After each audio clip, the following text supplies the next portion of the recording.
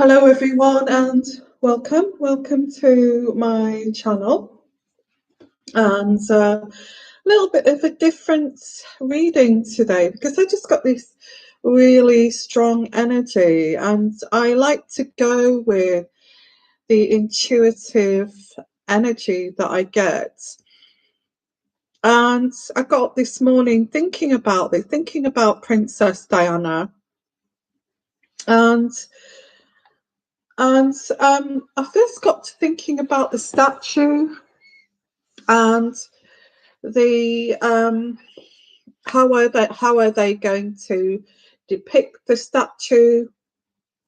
How have Harry and William I feel they've chosen the ambience and the feel of the statue, and I get with the statue too that they want the statue to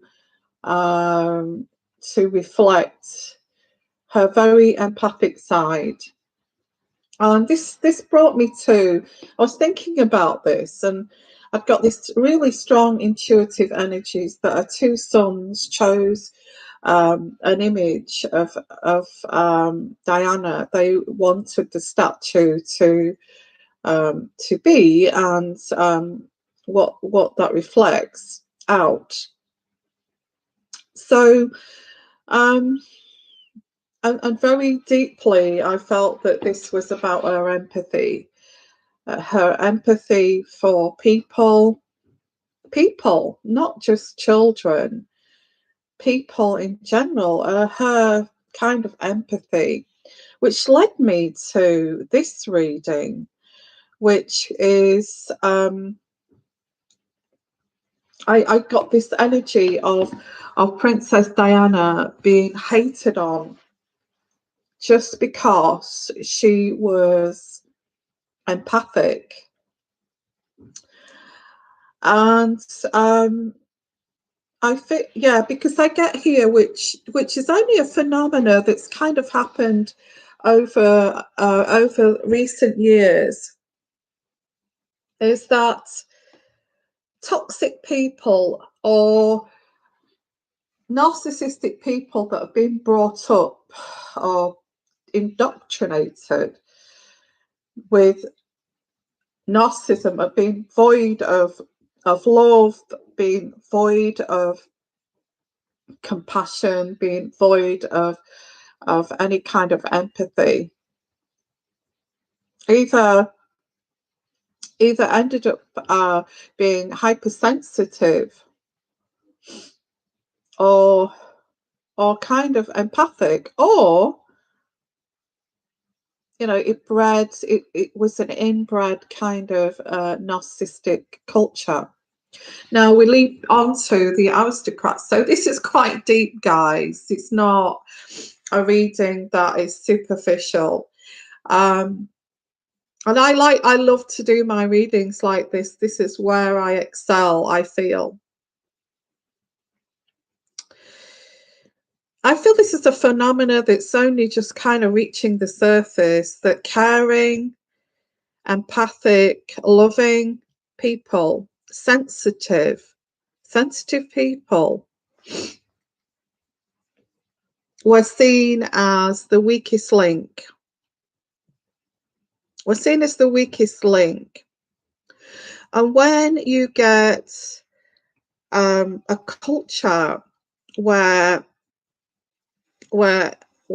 offspring are indoctrinated with this, you're not allowed to show emotion, you're not allowed to express your emotion, you need to be very kind of steely, you never ever express emotion. When you get a culture like that, which partly is the royal family, because they've always been accused of being stiff upper lip and cold. So, and I don't feel it's just the royal family. I feel it's the whole aristocratic set. Diana's family, her father, her mother, a stepmother, the whole shebangle, you know, all those inbred people that are indoctrinated with this stiff upper lip. You never show emotion. You need to, you know, you need to be a man. Oh, you pathetic girl, how dare you be sensitive? How dare you cry? How pathetic are you? You see, we're going into the aristocratic set because this is how they are. And they feel that being this narcissistic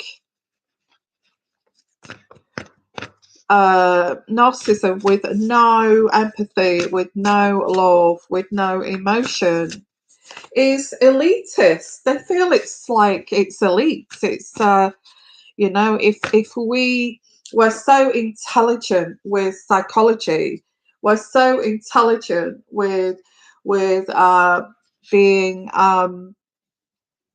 you know, being astute with emotional control and mental abuse. Well, it's mental abuse. Although they felt it was powerful to have control over someone from inside a body, not outside a body, inside a body, being in control of somebody, their mental thinking and rewiring someone's brain. These narcissistic types would have felt this was so powerful, so powerful. And this makes me angry because if you are someone like Diana, who is beautiful, who is stunning, she has everything. She has an amazing body.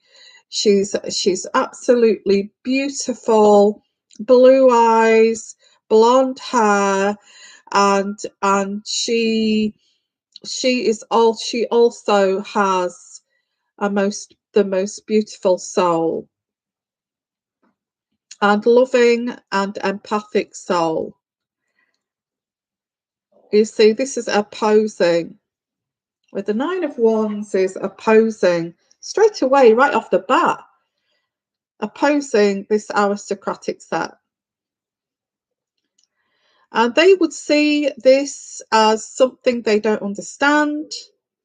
They would see this as this expressionate person showing their love, showing that they love people. How dare you love people? How dare you be expressive with your love? How dare you? How dare you, when we've all been brought up to be these feelingless people?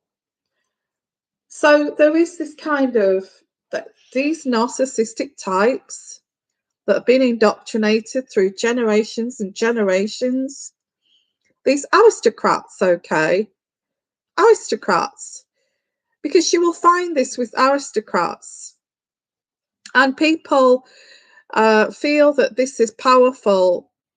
Oh, we need to, and even in the higher classes, the middle classes, it all kind of comes down, the tiers, and it's like, well, we need to be like the upper classes, because if we pretend, and if we have this, we have had, you know, this tip off that being emotionally controlling from the inside,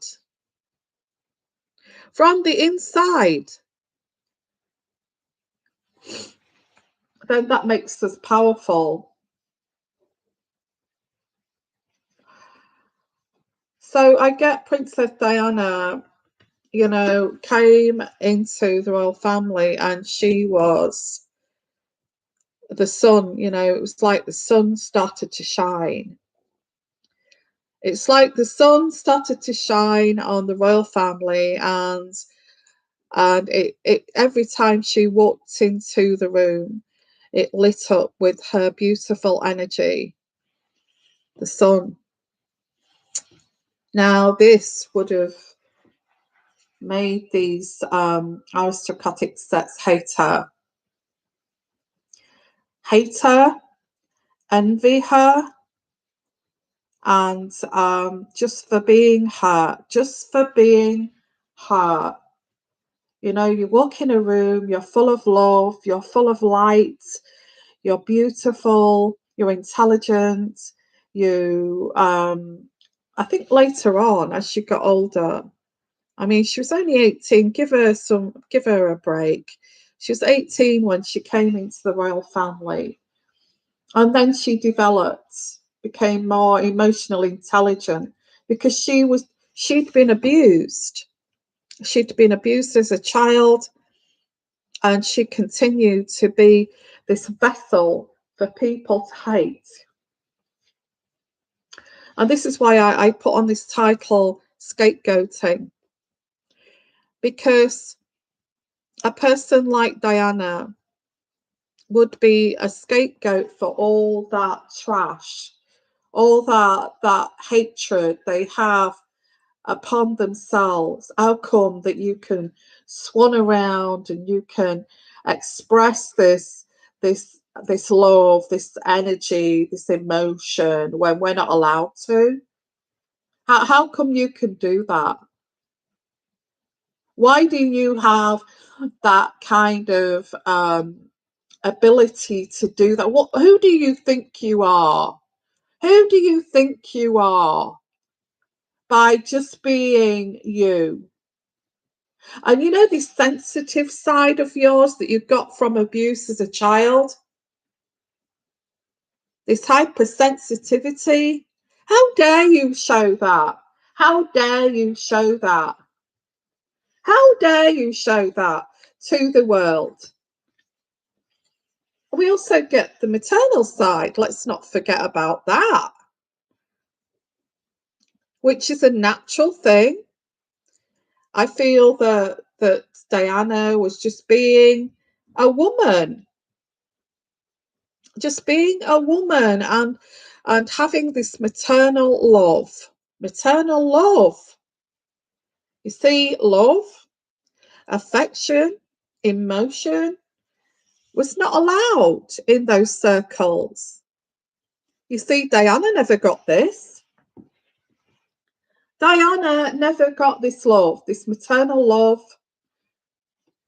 with all this indoctrination going on, this big this big chess game, this mind game. Oh, we're so above you. Oh, we're so above you. We know how to be narcissists. Ah ha ha. We can control you. You're the minions. You know, you empathic people down there. You people who show the maternal love on their sleeve, you maternal people that show your vulnerability and that you actually care, you are the minions and we can control you. And there was much, you see, the public loved Diana, and we still do.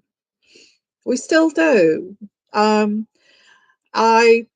I was so heartbroken when she died. I cried for her.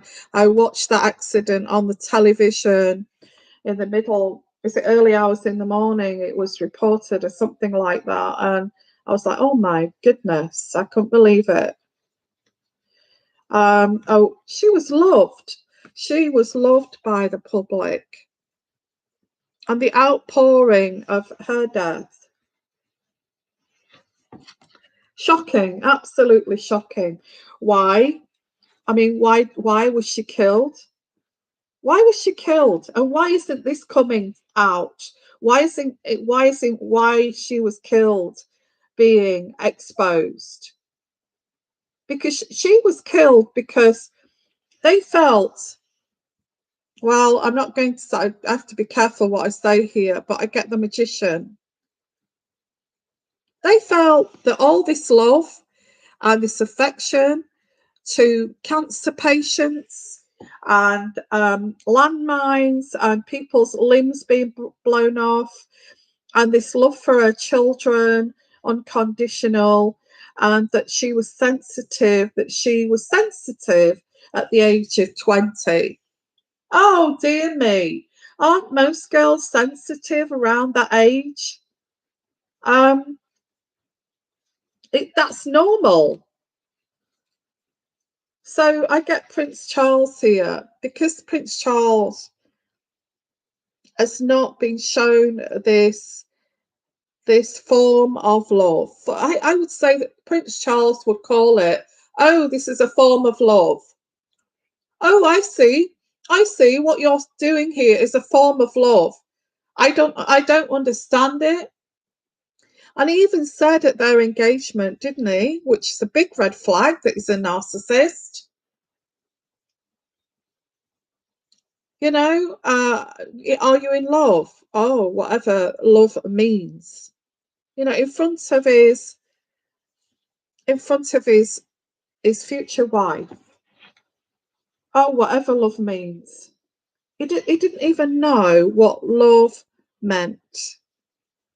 You see, Princess Diana, if she was alive today, this would have all been, you know, this narcissism, empaths, hating on empaths, would all be kind of, I get that they thought, you see, because Charles didn't understand about this love, he thought that she was the magician. Why are you doing this? Why are you being so emotional? Why are you showing love? Why are you being so caring to people? Why are you you know, there was all this suspicion. This started with Prince Charles, by the way. And it's like, you're pathetic, you're so emotional, you're pathetic, your sensitivity, and then called it a mental illness. Being an empath, being an empath to a narcissist, oh, you're mentally ill. You need to get therapy. You're too sensitive. Actually, you actually feel love. You actually feel emotion. And you are just absolutely crazy. Crazy.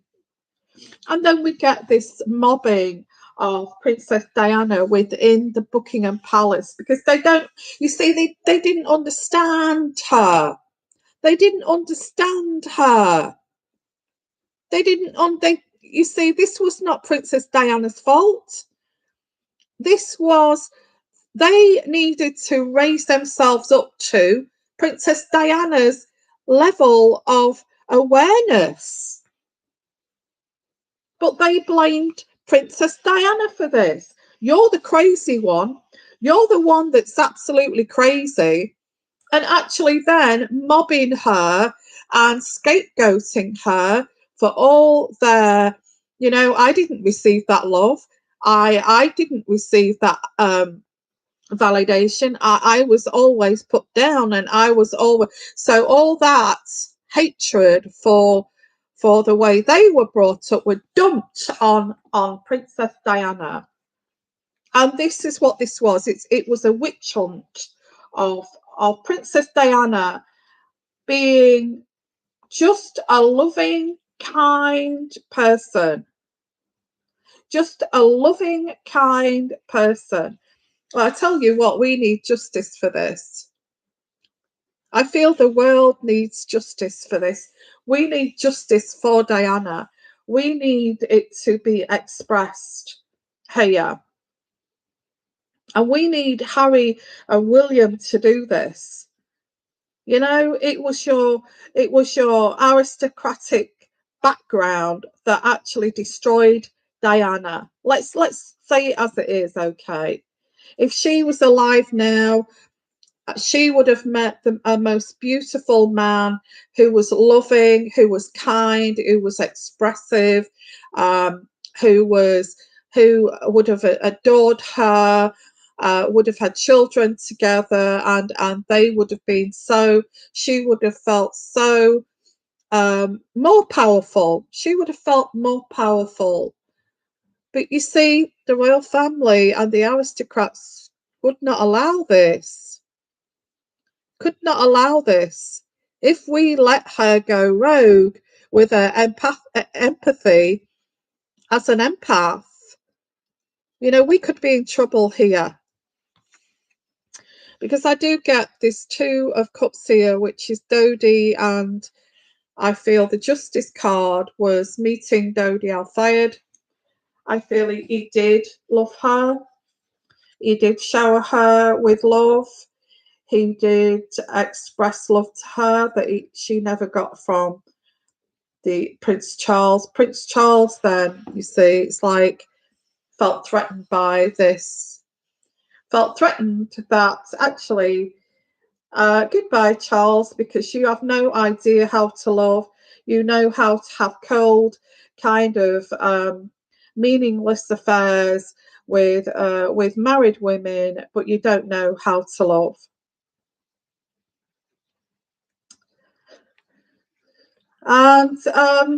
And this was a threat, you see. And then we get this like scapegoating her that she's mad, she's crazy. She's crazy, she's mad, she you know, all these things, threatening suicide. I'm not surprised if you're accused of being mad when you're not mad, and it's actually this narcissism that's the problem. And I get that they isolated her. This is what they do. This is what mobbing and scapegoating do. You see, they saw Princess Diana's love, her light, her shine, her empathy, her empathic, beautiful soul, her beauty. And when she was becoming more developed with this, they wanted to destroy her. You see, these aristocratic sets were all brought up as cold as ice, and think it's clever to have these narcissistic traits to actually control people. And they either have offsprings that are, like I said, which are really sensitive, yet they're the runt of the family, and they just get abused and passed around. Or they produce another narcissist, which is okay because they would fit in with this. So they isolated her and made her feel as if there was something wrong with her. Yes, I would say they did hate on her because of who she was, because she was becoming not only an empath, she was becoming confident as an empath. She was becoming outspoken as an empath, but still very loving, very kind, and very giving. So they had to get rid of her. They had to get rid of her. Come on, can we have this? You know, William, Harry, if you're watching this, I think you know this. I think it's time this came out, don't you? Just because your mother was so loving, so maternal, so caring, wanted just a normal, loving husband, not some narcissist who doesn't know what love is and just has relationships with married women.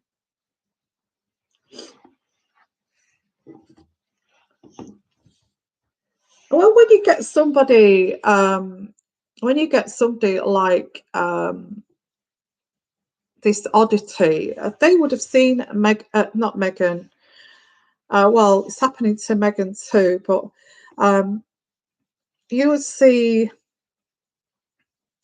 in these kinds of families, these aristocratic families, you would see if somebody stepped into an aristocratic, doctrinated, toxic kind of mind control to the level of MI5. That's how clever. Everything is a game. There's no love. There's no love in this culture.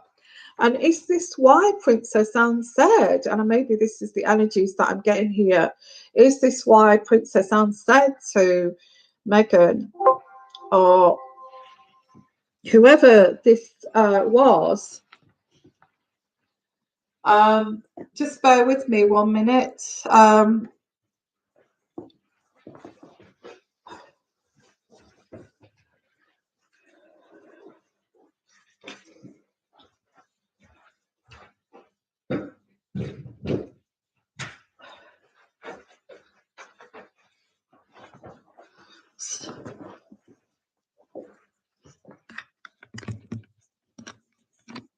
Sorry about that, guys.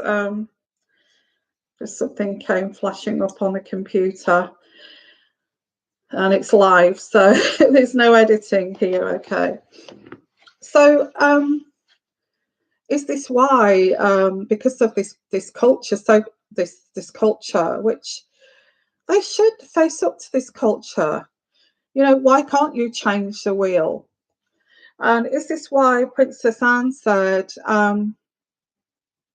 I don't feel that she would fit in with this culture from her background because of this, the way that they are. She would be annihilated. You know, coming in as a normal person, or I feel that she would have fitted in fine, actually, Meghan, because but then Meghan would have been a threat because it's another narcissist who knows their game. Who knows their game, you see. Meghan knows the game, so we can't have her either. We can't have her. She knows the game. You see, the royal family aristocratic sets, when it comes to women, they want someone who's very quiet, who does not say a thing, who does not have any emotional needs, who does not have any kind of because when you've got emotional needs, you then start to complain, don't you? You start to complain. It's like, I'm not getting the love that I deserve. I'm not getting the validation that I deserve. You're not showing me affection. You're not showing me love. You are neglecting me. That's when somebody notices and knows that their needs are not being met, they start to complain to the narcissist. And the narcissist hasn't got a clue what you're talking about. What are you talking about? Don't be stupid. You're pathetic. You're too sensitive.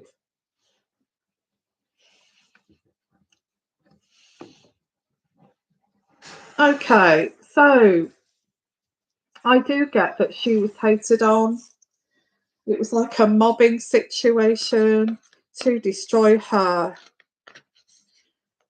I think that William and Harry need to wake up to this. I really do. I think they have woken up to this, but I feel that the aristocratic sets are so powerful that but then they would need to become more powerful than the royal family and more powerful than this aristocratic set, because this aristocratic set goes so wide, you know. Your earls, your lords, your all these people, dukes and duchesses, and it also extends out to abroad too. So let's have a look here. Wow. Wow. Love abounds. Okay. You see, Princess Diana couldn't change the wheel of this culture. And love abounds because this is all this was about, is because this doctrination of narcissism within aristocratic sets, you see, they don't understand about love.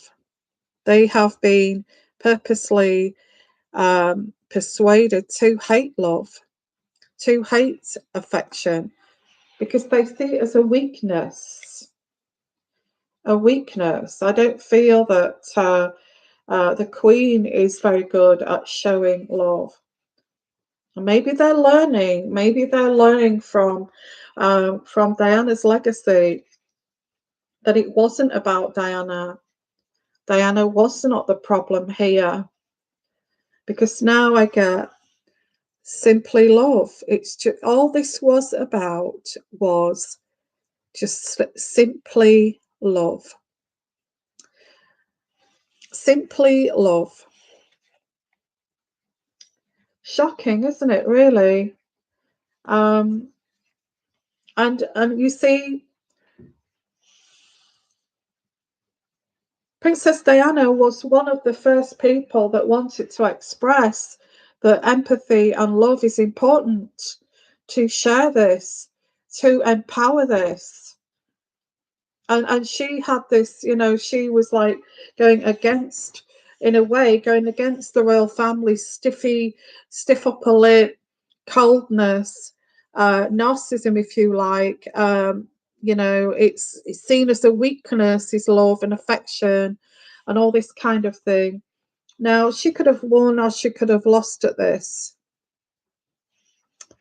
Just look at that, a heart in the middle. A heart in the middle of that. She could have won or she could have lost at this kind of expressing. And all she was trying to do is to bring love into the royal family. Yeah, and all she was trying to do is to develop